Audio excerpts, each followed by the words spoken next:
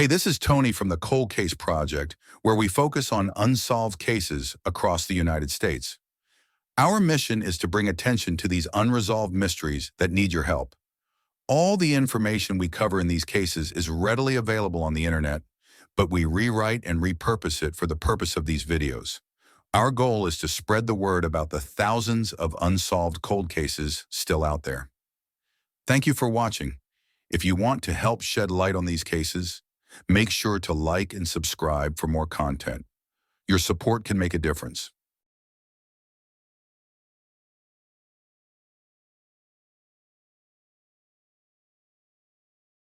Tonight, we delve into one of Michigan's most perplexing and haunting cold cases. A young woman vanishes from the side of a busy interstate, leaving behind a trail of unanswered questions and a mystery that continues to confound investigators and her family. We explore the vanishing of Paige Rinkoski. Paige Rinkoski, a 30-year-old substitute teacher from DeWitt Township, near Okemos, Michigan, embarked on a seemingly ordinary journey on May 24, 1990. Her day began with a simple task: driving her mother to Detroit Metro Airport. After dropping her mother off, Paige turned her car around to begin the 90-mile drive home. The route would take her primarily along Interstate 96, a major thoroughfare running southeast from Lansing towards Detroit.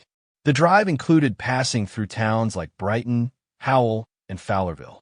Paige made a stop to visit a friend in Canton, approximately 15 miles northwest of the airport. This friend, someone Paige had known since high school, had children, and Paige spent time with them at nearby Griffith Park. This visit, while not the last official sighting of Paige, was the last time she was seen by someone who actually knew her. The meeting was described as a pleasant one, lasting about an hour before Paige resumed her drive on I-96.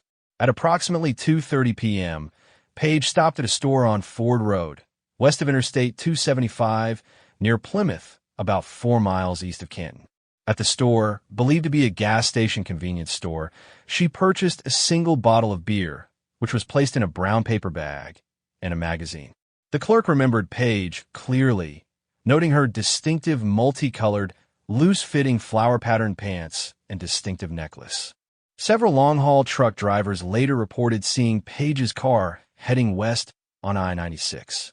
Sometime between 3:15 p.m. and 3:30 p.m., Paige pulled her silver 1986 Oldsmobile Cutlass Calais over to the westbound shoulder of I-96.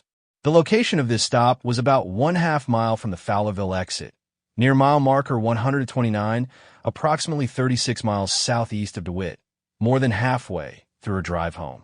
Over the next hour or so, multiple passers-by noticed Paige on the side of the road. Witnesses described a blonde woman, dressed in the distinctive clothing, standing outside of her car. However, these witnesses also reported seeing a maroon or burgundy minivan parked nearby. Witness accounts varied slightly, but a general picture emerged. At least one, and possibly up to 3, men were seen near the minivan. Witnesses described the man or men as black. Some witnesses placed the minivan in front of Paige's car, while most placed it behind. Paige and at least one man were seen standing between the two vehicles, talking. Some witnesses reported seeing Paige gesturing, throwing her hands up in the air. At least one witness saw a man put his hand on Paige's shoulder. Another witness reported seeing Paige throwing her hands up, followed by a man grabbing her elbow and pulling her back towards the minivan. Other vehicles, including a white truck, a blue truck, and a red cargo van, were also reported, but authorities believe these sightings were likely witnesses confusing other broken-down vehicles with the minivan. One witness reported seeing Paige driving at a high rate of speed, with another vehicle appearing to be in pursuit, though this sighting was never verified. One particular witness reported seeing Paige speaking with the man around 4 p.m. At approximately 7:30 p.m., the same witness passed by the area again. This time, Paige's car was still on the side of the road, but the minivan was gone, and Paige was nowhere to be seen. Concerned, the witness called the police. A Livingston County Sheriff's deputy was dispatched to investigate. What he found was a bizarre scene. The driver's side door of Paige's car was unlocked. The keys were in the ignition. The The headlights and the radio were on. The engine was idling, suggesting it had been running for several hours. The vehicle was completely drivable. There didn't appear to be anything wrong with it, and there was no damage to the car to suggest an accident, though a later report says there was minor damage to the front end, but nothing that would suggest a collision. Paige's magazine was on the passenger seat. The bottle of beer she had purchased, still in its brown paper bag, was on the floorboard on the passenger side. The beer had been opened, and at least some of it had been consumed. Paige's purse, with her wallet containing money and personal papers, was found inside the car. Most bizarrely, Paige's shoes were on the floorboard of the driver's side, neatly side by side, one facing the interior, the other facing the door. The deputy, however, did not process the scene as a potential crime scene. Instead, he determined that the vehicle was abandoned and that the driver had likely walked the quarter of a mile west to the Fowlerville exit to call for assistance. He tagged the car and had it towed. This decision has been heavily criticized, as it potentially compromised the integrity of the scene. The exact location of the car was not precisely noted as it was towed. It remains unclear how investigators determined that the car was connected to a missing person. However, they did eventually return to the car and process it for evidence. They found no signs of struggle and no blood. Several unidentified finger and palm prints were recovered from the vehicle. When Paige's family became aware of the situation, her mother and sister flew from Atlanta to Michigan. They put together flyers and plastered them around town and answered numerous calls with tips from witnesses. Many of these accounts corroborated the earlier sightings. Multiple composite sketches were created over the years based on witness descriptions. One particular witness, a former police officer, gave a detailed description of a man he saw looking into the back window of Paige's car that day. Despite the efforts of investigators and the family, several key questions remain unanswered. Why did Paige pull over to the side of the road? Did someone flag her down, perhaps flashing a badge? Did she see someone who appeared to need assistance? Why would she remove her shoes to walk along the dirty, gravelly shoulder of the road?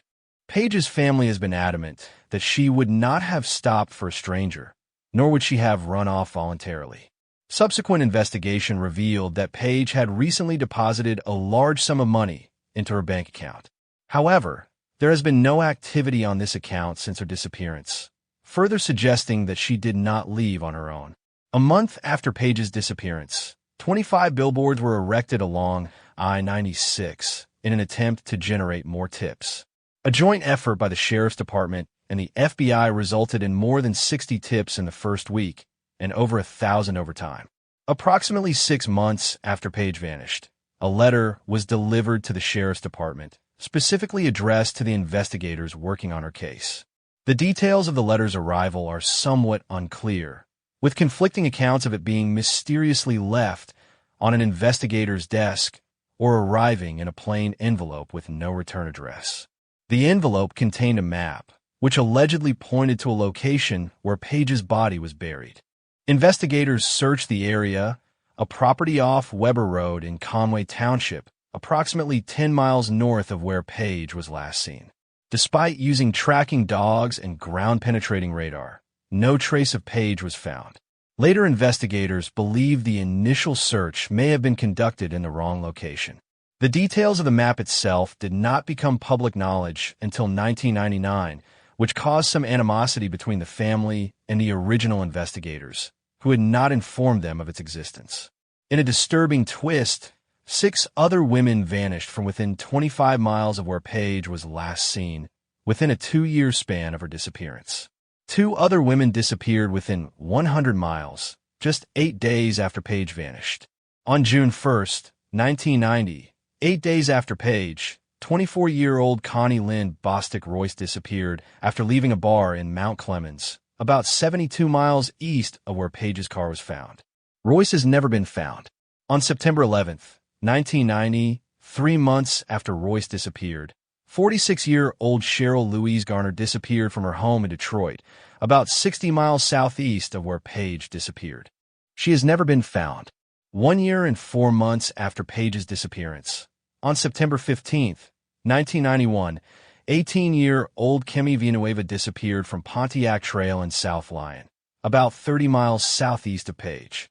2 weeks later, on September 29, 1991, sisters Michelle and Melissa Urban, 16 and 14 respectively, vanished from Tyrone Township, near Fenton, about 27 miles northeast of Page. 4 months later, on January 4, 1992, 16-year-old Cynthia Marie Jones disappeared from Central Park in Milford, about 32 miles east of Page. 4 of these cases were eventually solved. Leslie Allen Williams was arrested and later confessed to the rapes and murders of Kemi Villanueva, Cynthia Marie Jones, and Michelle and Melissa Urban. Williams was also considered a suspect in the disappearance of Connie Royce, though no solid link was ever established. Investigators believe there's a strong chance Williams committed that crime. This leaves only Cheryl Garner and Paige Renkoski as the 2 disappearances without answers. It's notable that all of Williams' confirmed murders took place within the 60-mile radius between Garner's and Renkoski's disappearances. However, Williams could not have been responsible for Paige's disappearance, as he was incarcerated at the time. Adding another layer of complexity, a 45-year-old man, who has never been officially identified, shared a cell with Williams at Muskegon Correctional Facility. This inmate was serving 3 life sentences for 3 separate abductions and sexual assaults. He was also considered a suspect in Paige's disappearance. Another inmate, involved in the carjacking of a young woman just weeks after Paige disappeared, was also questioned in connection to the case. He passed a polygraph test and was eventually ruled out as a suspect. There are also some unsettling connections to the Detroit Metro Airport, where Paige had dropped off her mother on the day she vanished. In April 1992, Cheryl Sanders, 29, was found shot to death in rural Van Buren Township, about 54 miles southeast of where Paige disappeared. Cheryl had disappeared from the airport Holiday Inn. Another case with a strange connection is that of 30-year-old Beverly Whiffle, who was murdered in the fall of 1989, just months before Paige's disappearance. Whiffle's vehicle was found abandoned at Griffith Park, the same park Paige visited with her friend on the day she disappeared. Information on Whiffle's case is limited, and it's unclear if her murder was ever solved. Beverly was on her way to pick up her son at the time of her murder. Paige's case has seen periods of intense investigation followed by periods of dormancy. Within months of her disappearance, tips began to dry up. The case was reopened in the late 1990s with new tips and composite images, but no significant leads developed. In 2011, a new investigation focused on re-examining the map sent to investigators in 1991. On November 18th, a joint team of local police, FBI, and Michigan State University experts began digging in Conway Township, about 6 miles north of where Paige vanished. This appears to be the same location originally searched near Weber Road in 1990 and 1991. Cadaver dogs indicated interest in 2 areas at the site. However, as with the previous search, nothing connected to Paige was found. In 2015, around the 25-year mark of Paige's disappearance, cold case investigators re-examined the case. By this time, Paige's case had been reclassified as a homicide, no longer a missing person case. Investigators urged the public to come forward with any information. Sadly, in December 2017, Paige's mother, Artis, passed away at the age of 84. She had spent the last 27 years of her life searching for her daughter, but she refused to let the disappearance destroy her. As of May 2025, the disappearance of Paige Renkoski remains unsolved.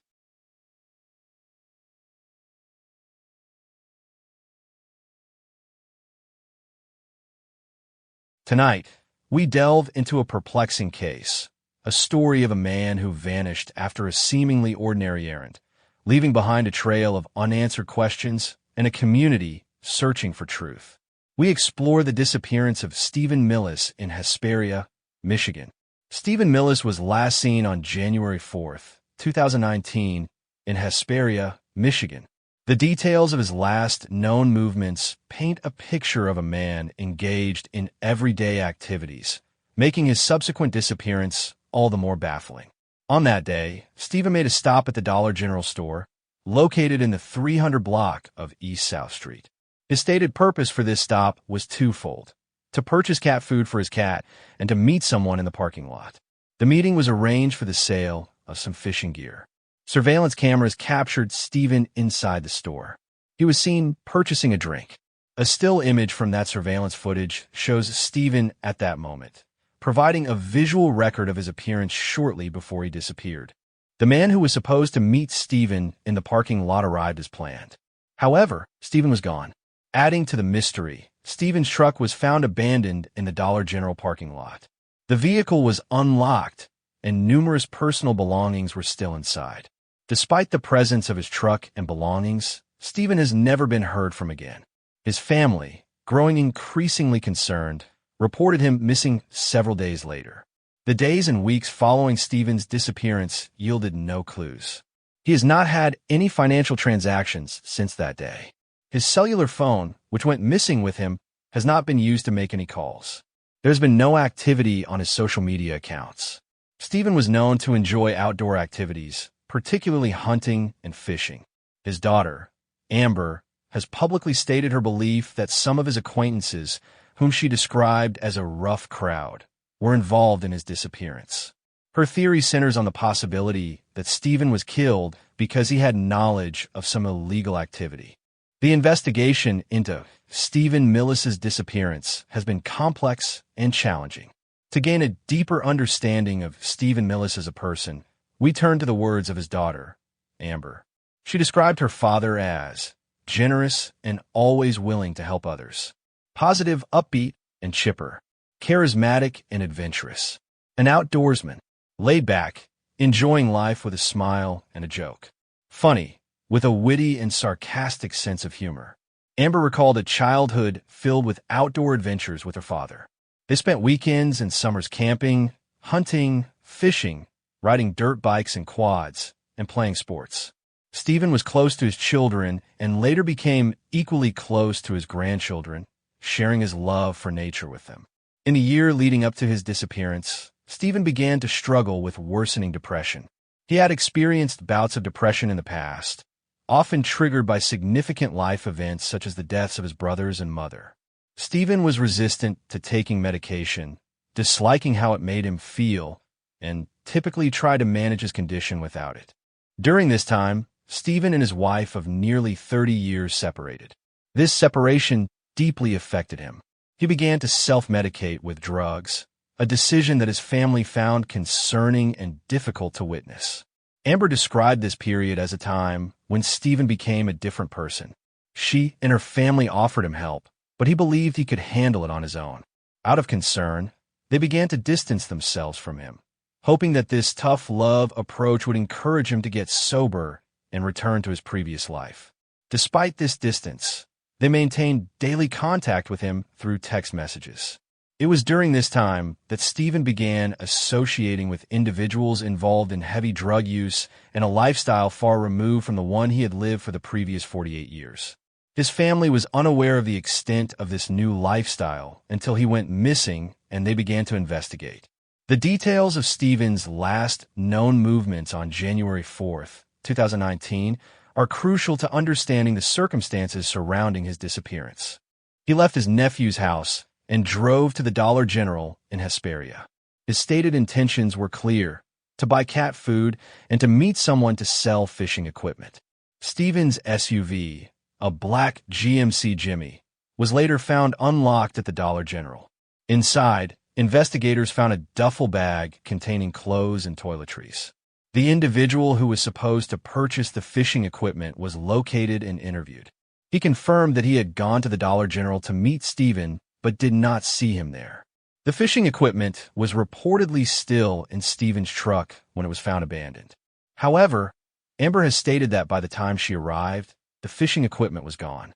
The initial investigation focused on the area around the Dollar General. Hesperia, Michigan, is a small village with a population of less than 1,000 people. Stephen was known to spend time in Lake and Muskegon counties, which are located near Newaygo County. In the days and weeks following Stephen's disappearance, his family organized search parties in the Hesperia area.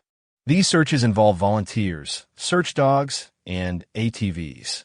Amber, driven by a growing fear that her father had met with foul play, expressed her conviction that he was the victim of a deadly crime. She believed that he had been set up and killed. The Newaygo County Sheriff's Office, while treating Stephen's disappearance as a missing person case, conducted an extensive investigation.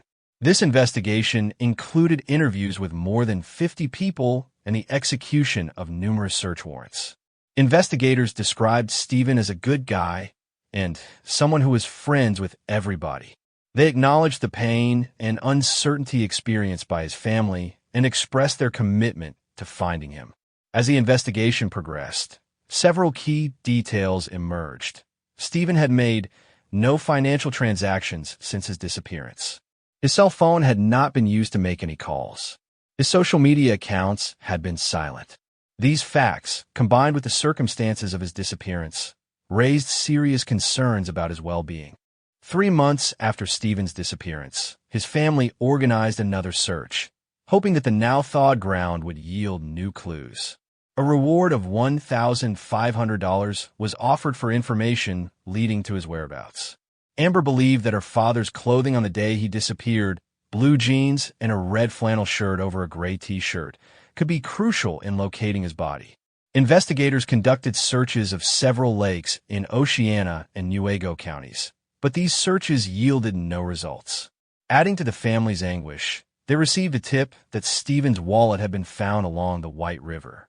However, detectives were unable to verify this information. A year after Stephen's disappearance, his wife, Stephanie, spoke of the profound impact his absence had on their family, particularly their children and grandchildren. She expressed her belief that Stephen would never have left without a word, emphasizing his love for his family. The family continued to suspect foul play. They received information suggesting that Stephen's body had been disposed of in a swampy area near Walkerville.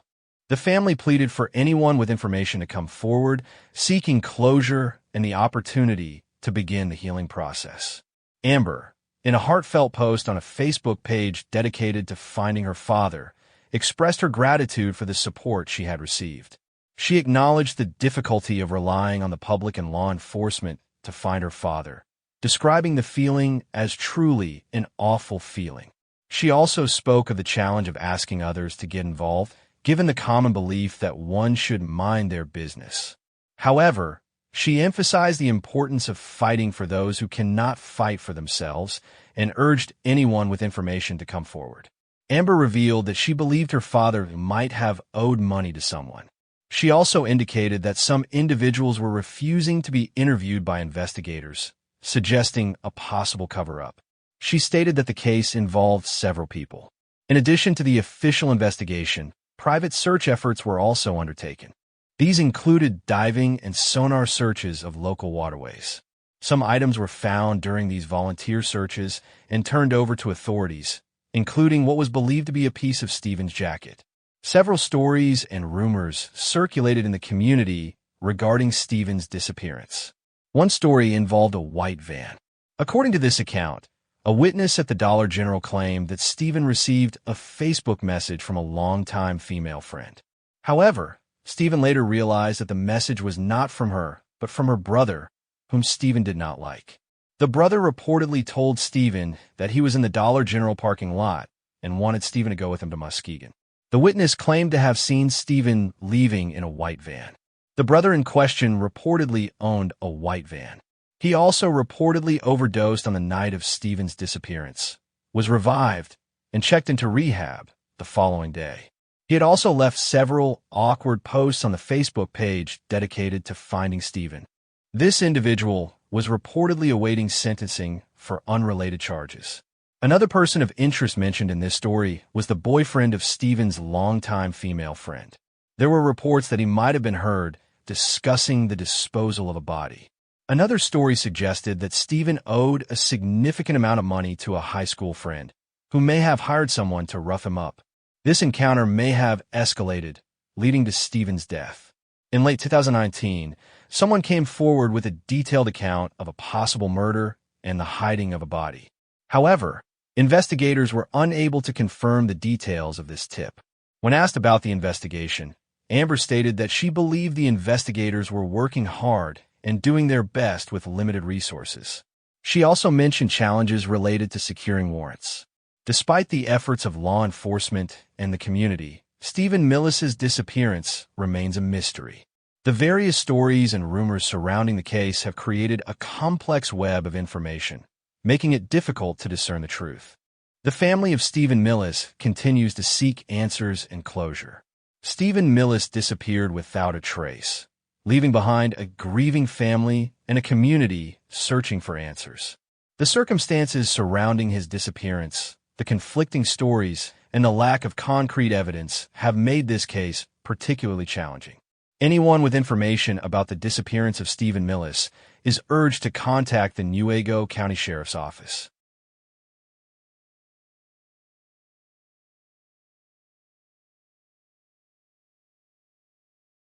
We explore the tragic story of Carly Morse, a young woman whose life was brutally cut short, and the aftermath that continues to haunt those left behind.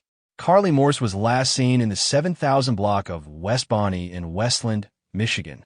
The timeline of her disappearance places her between midnight and 1 a.m. on August 20th, 2010. The circumstances surrounding Carly's disappearance were immediately concerning. She left her apartment building, apparently to talk on her cellular phone. She was barefoot and wearing only her pajamas. Crucially, Carly did not take any belongings with her. She left behind her money, her purse, and any extra clothes. This detail, along with her attire, suggested that she did not intend to be gone for long.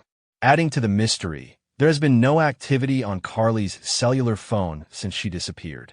This lack of communication further fueled the growing sense of unease and suspicion. For months, Carly's fate remained unknown. Then, in December 2010, the investigation took a dramatic and disturbing turn. Two men, Nicholas J. Cottrell and Justin Lee Yoshikawa, confessed to killing Carly on the night she vanished.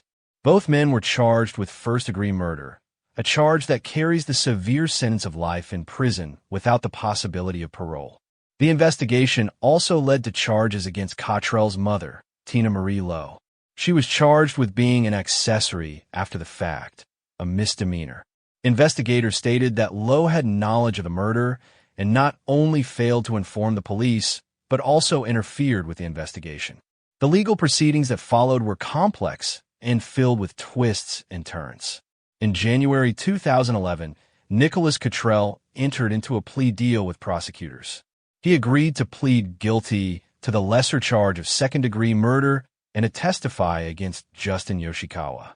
In exchange for his cooperation, Cottrell was to receive a sentence of 25 to 50 years in prison.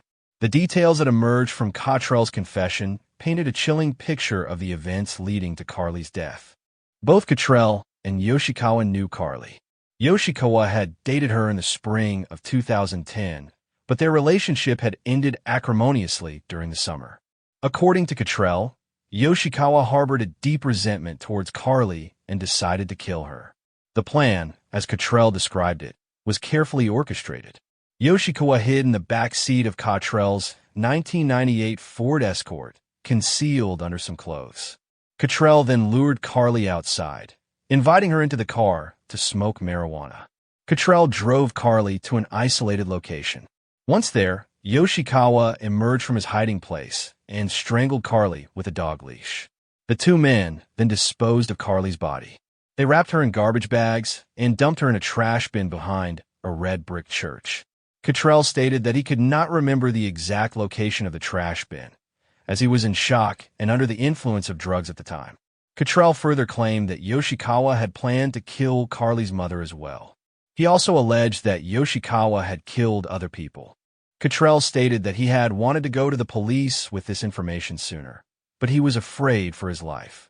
In November 2011, Justin Yoshikawa went on trial. During the trial, Nicholas Cottrell took the stand to testify against him, as he had agreed to do in his plea deal. However, Cottrell then dramatically reneged on his plea agreement. He refused to testify, claiming that his guilty plea had been coerced and that he wanted to withdraw it.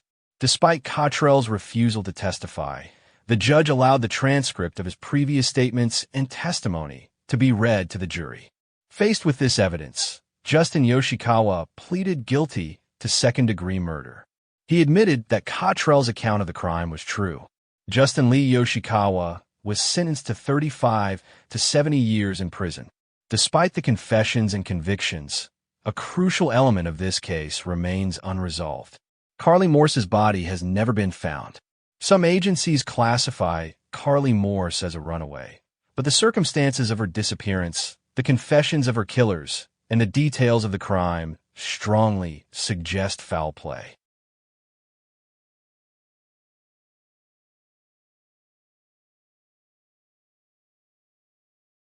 Next, we examine a case of a young mother who vanished after a seemingly ordinary workday, leaving behind a mystery that has haunted her family and community for decades. We delve into the disappearance of Cindy Moore. Cindy Moore was last seen on May 23, 1985. She was leaving her place of work, the post office in Troy, Michigan. At 11 p.m., Cindy had plans that evening. She was scheduled to go to the home of her estranged husband to pick up their 2-year-old son. A co-worker reported seeing Cindy driving her car shortly after she left work. The sighting placed her near the intersection of 14 Mile Road and Interstate 75. At approximately 11:15 p.m., Cindy Moore never arrived at her estranged husband's home to pick up her son. She has not been seen or heard from since that night. The days following Cindy's disappearance were marked by growing concern and a frantic search. A week after she was last seen, a significant discovery was made. Cindy's car, a silver and black 1984 Ford Tempo, was found abandoned. The car was located in the parking lot of the Abbey Theater, which was also situated at the intersection of Interstate 75 and 14 Mile Road. Investigators determined that the car had been in the parking lot since the day after Cindy was last seen. The vehicle was locked, and the keys were missing. A crucial detail noted by investigators was the absence of any evidence of a struggle, either inside or around the car. At the time of her disappearance, Cindy Moore was living with her parents. However, she was in the process of making a significant life change. Cindy had made a down payment on a mobile home in Auburn Hills, Michigan. Her plan was to move into this new home with her 2-year-old son. This detail underscores the unexpected nature of her disappearance. Cindy had plans for the future and was taking steps to establish a new home for herself and her child. Adding to the mystery, Cindy left behind all of her clothes. This detail suggests that she did not intend to be gone for an extended period. Furthermore, her bank account has remained untouched since she vanished, indicating a lack of any activity that would suggest she willingly left. The investigation into Cindy Moore's disappearance naturally focused on those closest to her. Her estranged husband was considered a suspect. Cindy had previously reported that her husband had assaulted her during arguments. She had also stated that he had once grabbed her by the throat. These allegations of past domestic violence raised serious concerns about his potential involvement in her disappearance. In a development that underscored the intensity of the investigation, authorities took the unusual step of searching the husband's property. Shortly after Cindy disappeared, he had covered over his swimming pool. In 1992, 7 years after Cindy's disappearance, police excavated his pool and backyard in search of her body. Despite the extensive search, the excavation of the pool and backyard yielded no evidence related to Cindy Moore's disappearance. The circumstances surrounding Cindy Moore's disappearance strongly suggest foul play. The fact that she left her job, was seen driving in a specific location, and then vanished without a trace, leaving behind her car, belongings, and future plans, points to a scenario where she was likely harmed. Cindy Moore's case remains unsolved.